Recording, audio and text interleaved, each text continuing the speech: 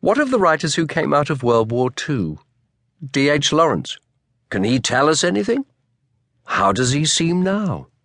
A great influence, like Wells was on Ordinary Conduct. A whole generation dropped the Puritan tradition and made love after the fashion of Lawrence's new Puritanism. The Cult of Sex was also a protest against the ignoble atmosphere of city life. Wells supplied the blueprint for free love. Lawrence replied with the content. It was a new content for marriage. Free love awakens Lawrence's irony. He admires the restlessness of it, but sees that it's governed by the law of diminishing returns. Like Wells, too, Lawrence is one of the journalist novelists. He writes a novel a year about his travels and the mistakes of his friends, a religious journalist, where Wells is political.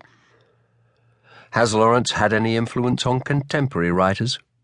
Yes.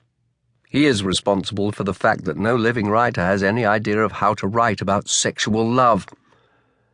Lawrence's phallic cult was a disaster to descriptive writing.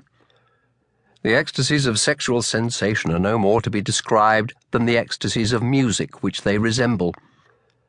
The realism of the Chinese golden lotus, for example, makes Lawrence look silly. But above all, it was fatal for imitators of Lawrence to pick up his contagious manner and leave the beliefs that did so much to create the manner. On the other hand, no one could possibly believe what Lawrence believed. And Lawrence hated people if they tried because he believed in the inviolable personal contradictions.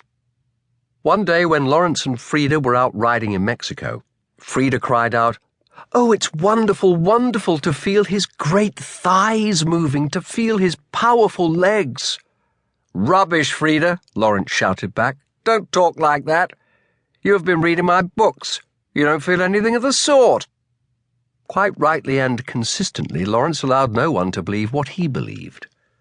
All the same, Frida persisted, she did feel like that. Certainly, she wanted to feel like that.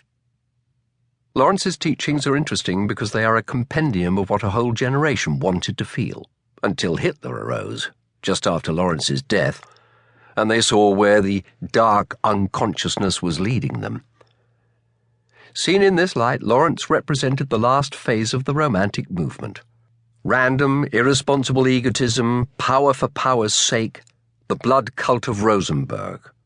And Lawrence was representative because tens of thousands of people in England and Europe were uprooted people, like himself. Still, that was only one of the lights in which Lawrence could be read. The man of genius is a melting pot, and everything that came to the surface in the English soul between 1910 and 1940 can be found in Lawrence.